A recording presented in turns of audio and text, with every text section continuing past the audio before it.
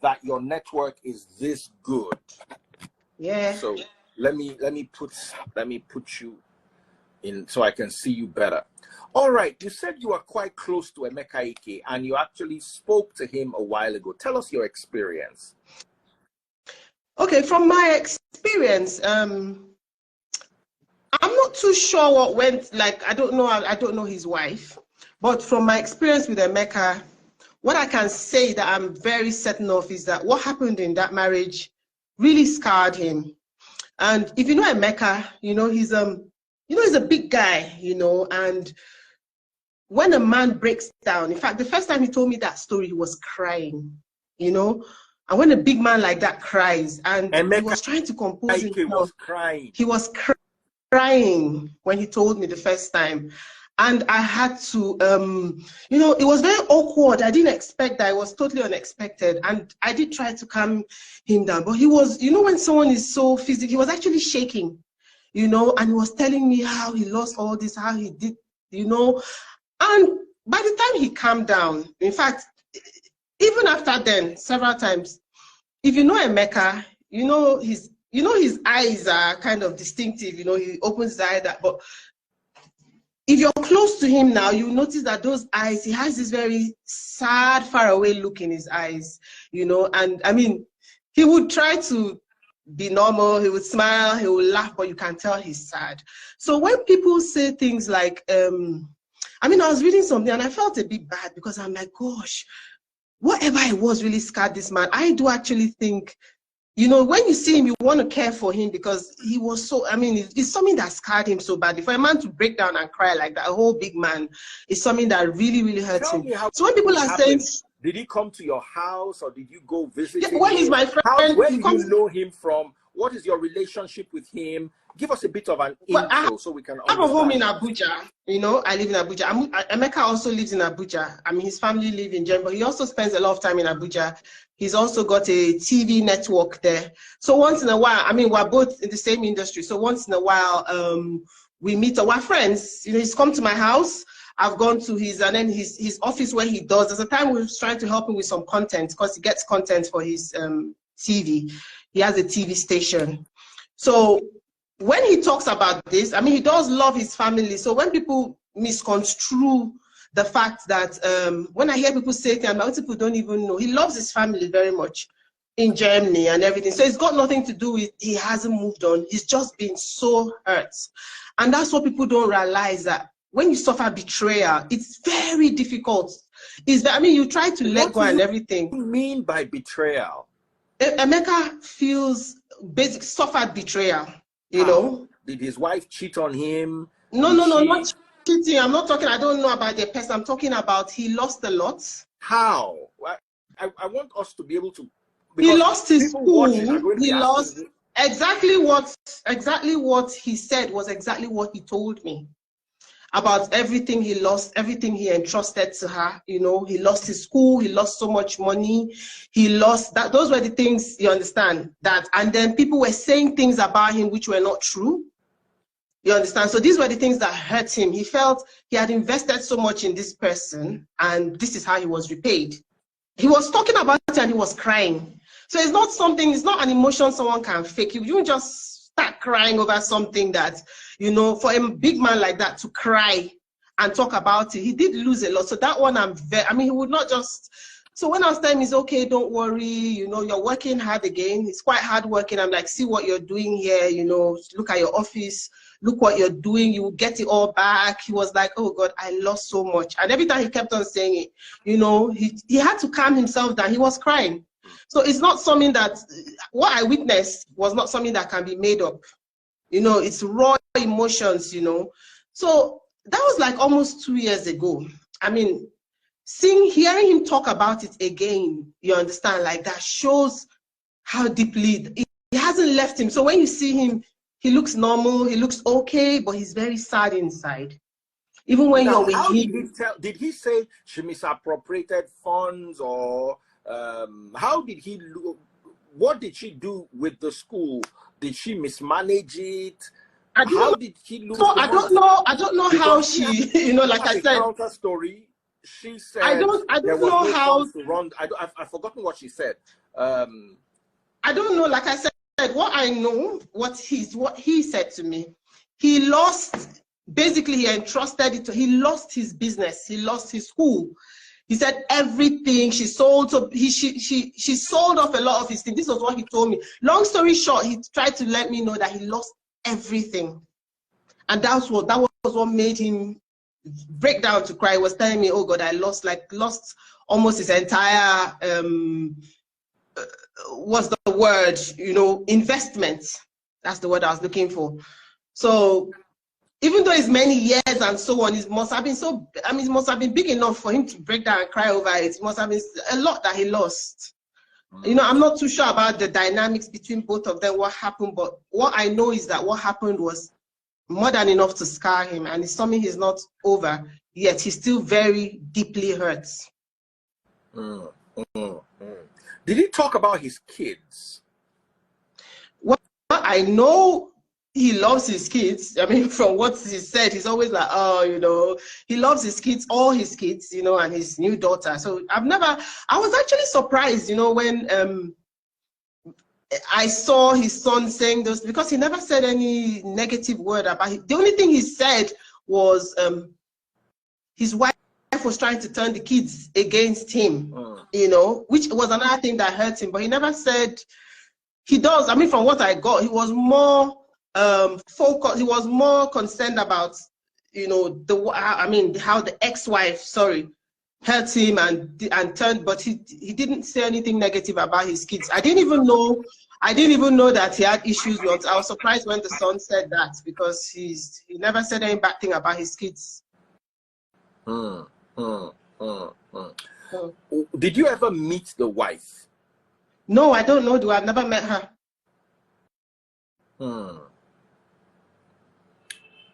Wow. What are your thoughts?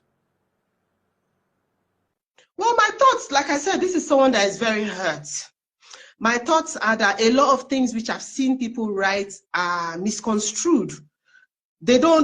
He's just more hurt. Sometimes maybe it's even a good thing he stops. Maybe it's a good thing he's actually come out to say it, because, men conceal a lot.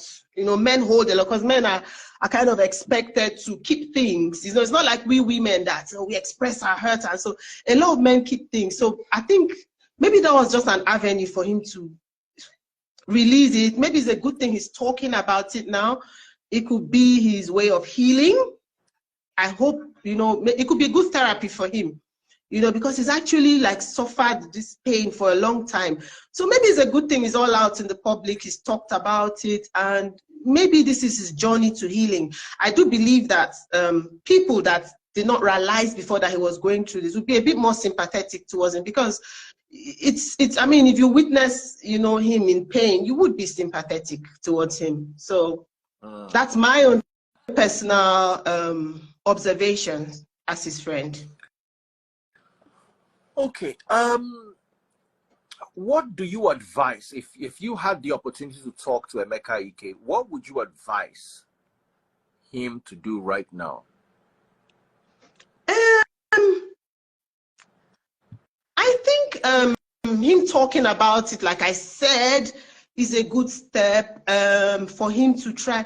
I mean, it's hard, but then it's hard. We always say try to forgive. It's hard, but sometimes that's probably the best step to take, when you're told forgive someone that's hurt you, forgive someone that's betrayed you. Sometimes we don't have any choice but to take that option. It's painful, but I pray he heals, by the grace of God. He's got some good love around him. He's got a good family, and he's got friends that love him too. So I think people are being more sympathetic towards that. I think people are now seeing more that, oh, this guy has actually been hurt for a long time. I always defend him when I say, oh no, this guy has been hurt. And when people get to know him, they see what they're like, oh, I can see what you mean, it's true. So I hope he will. It's not like he hasn't moved on. He has moved on. He's just hurt. He's just saying how he feels, and now that he has let it out, I mean, I pray he tries. He will forgive them. I know he will forgive them. He's a good guy. He'll forgive them. He will. I mean, that's the. What do you do, Daddy Freeze? What can you do? You understand? You just have to. You just have to. Even if you don't forgive, just let go. Because the more you think about it, the more you know. You know how it is, you know. So the more you think about it, and you're so pained, it's like it's difficult to let go, and then so you just blank it from your mind, and leave everything to God. Like we say, you know, leave everything to God, because what you can't, there's nothing else, you know, he can really do. I just want him to heal. He's been very sad for a long time. He's been very hurt. I just want him to heal. So I'm happy he's you know, when I watched him, I looked at his video, I saw him dancing, you know, I was like, oh, see Emeka is dancing again. It was really nice to see him smiling, dancing. So I think he hadn't healed all this while, but I think he's on that journey to healing. So it's a good thing he's spoken out. Sometimes you just have to let it out. People can say what they want to say, you know, believe what they want to believe, but it's out. You know, it's like throwing up. It's out, and you know, he's going to be fine. He'll be fine. I want to bring one or two people to ask you a few questions. Let's have this conversation. I want to bring one. If you have any questions, if you have any suggestions, if you're watching this live and you have any questions, kindly send me a request right now. Just send a request. Let me bring you on. If you have any contribution to this particular matter, I think Ibire would like to come. Let's just have this conversation once and for all. Emeka Ike was quite broken about this, and it looks like no matter how you sell this particular narrative, no matter how you try to make him a bad person, because women own the world, literally, you still need to understand that as a man, he's still going through his own, how do I put it, his own pain, you know, his own pain. So, thank you, my dear sister. When was the last time you spoke to Emeka Ike? It's a while. I'm not in Nigeria at present. I sent him a message when I heard he lost his mom, you know, I'm giving my condolences. I've not spoken with him in a long while. Oh, okay. Yeah. Oh, okay. Oh, wow. Okay. Okay, my darling sister. It's just pretty. It's pretty sad what he's going through. Are you married? Yes, I am. First husband. He was even supposed to be at my wedding, but he was in Germany. You know, he almost made it, but you know. Are you with your first husband? No. You said, am I married? I said yes. Then you said, how did you know? No, because okay. Anyway, that old. Yes, and you are talking about my daughter. She's 18. Germany. Then it wasn't this daughter. Then you did not marry a long time ago. You must have married. And if you have a daughter. No. I got married last year, December. Okay. So in you Nigeria. have your daughter as a young lady, as a single No. mom. I was married. I had my daughter from my first marriage. What happened to your first marriage? It broke up. Don't be embarrassed. We're here having these conversations. Well, it didn't work out, and we went our separate ways. So, when people say it didn't work out, I want to know: did he cheat? Did you cheat? Did he beat? Did he not, you know me. I don't even want to talk about. I don't want to say any negative thing about my ex. I mean, my ex-husband and my daughter's father. It didn't work out. It didn't work out. You guys get along well. He gets along with his daughter. So, but you don't get along well. I just don't like talking about him, to be honest, you know. I just respect his, you know, space we respect each other's spaces. I don't say anything negative about him, you know. So he's my daughter's father, and I really don't say anything negative about him, not in public. So I'm sure he's fine. Ask, are you planning on having more kids? Daddy Freeze. Daddy Freeze, you called me to talk about Emeka, and you are now using that to switch to my... an interesting person on your own right. So Daddy Freeze, you're using style to switch it from Emeka to come to defend my friend. You're now turning it to me. Hold on, sorry. This is the last question. After this, I'm not asking any question again. See how I'm calculating it, eh? If you're Emeka's friend, you will be close to Emeka in age. Yeah, well, he's I would say he's 5 years older than myself. All right, so that puts you around 47. How old do you think Emeka is? When you said that puts me around 47. How old do you think okay, Daddy Freeze. Emeka is 52. If you remove 5 years, that leaves Daddy Freeze. 47. You're turning this thing to something else. No. I'm sorry. I just wanted to. I said after this, I'll not ask you any question again. I'm sorry. Okay, Daddy Freeze. I'm not. I don't know people's ages though. I was not their mother. I wasn't there when they were born. 5 years older than you. So maybe I'm wrong. Maybe I was. I'm not sure. Age. I'm not sure. 47. I'm not 47, Daddy Freeze. Okay, how old are you?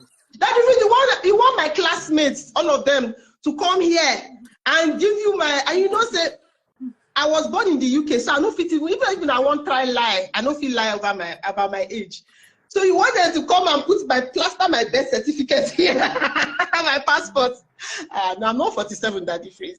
That means you're 50, because I'm just checking on Wikipedia. Emeka is 56, going 56. So why did you say it was 52 before? So that means you just wanted 50. Oh yeah. Tell us your age. We just want to know your age. That's all. I was born 9th November 1971. Hey! And you look young like this. I was born 9th November 1971 in Liverpool, so it cannot even be faked. Do you know you look younger than me? I actually thought you were younger than me, and I was born in 1976. Hold on. I was born in 1976. So if you were born, and I'll be 48 next year. So if you were born in 71, that means there's 5 years between you and I. Hey, which will put you at 53. Ha! No, 53 is next year, November, Daddy Freeze. No ad. So this year, November, you turned 52. Yes, I did. And you got married at 51. Yeah, yes, I did. Well, I did my court wedding before then, but yeah, my white wedding. You got married at 51. That in its own is news. Yes. Wow. Yes, I did. So that's why I was asked, because when you were talking to me, you look young. Guys, if you are watching this live, she looks young. But when she says she's friends with Emeka, husband is younger than me too. For those that I'm seeing some things. Yes, he's younger than me. Emeka is younger than you. No, my husband. I saw something. Yes, he's younger. Wow. Your case is even more interesting than Emeka. 10 years. Your husband is 10 years younger than you. Yes. Does your husband have children? No. Are you going to give him children? Yes. How? What God cannot do does not exist. You have answered that question. Hey, by 52, your egg will not reduce. It will remain like one crate. I'm joking. Haven't you gotten to menopause yet? No. Okay, so you are still seeing your period. Yes, now very well. Daddy Freeze, what do you think? I'm sorry. This particular part of the conversation is sweeter than any other thing. In fact, I don't even want to know what happened to Emeka. So hold on. Oh God, poor Emeka. It's like no. Because in your case, a young-looking, beautiful woman tells you she's 50. Oh, my head, You will want to ask some questions. See how, as in, and I'm married to the best, most loving husband on earth. people watching.